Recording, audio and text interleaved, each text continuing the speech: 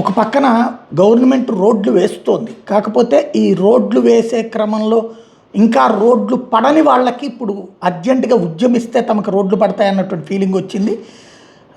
మాకు రోడ్డు వేయకపోతే స్థానిక సంస్థల ఎన్నికలు బహిష్కరిస్తామని గున్నేపల్లి అగ్రహార గ్రామస్తులు హెచ్చరిస్తూ ఆందోళనకు దిగారు.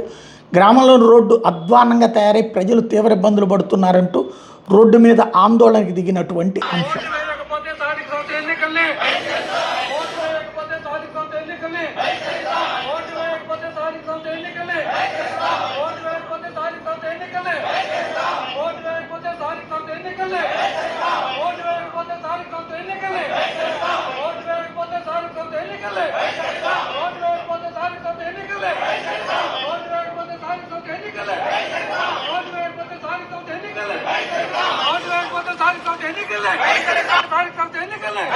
ఇది ఇప్పుడు ఇట్లాంటి ప్రెషర్స్ పెరుగుతాయి. స్థానిక ఎన్నికలు దగ్గరకు వచ్చే కొద్దీ ఈ ప్రెషర్స్ అయితే పెరుగుతాయి.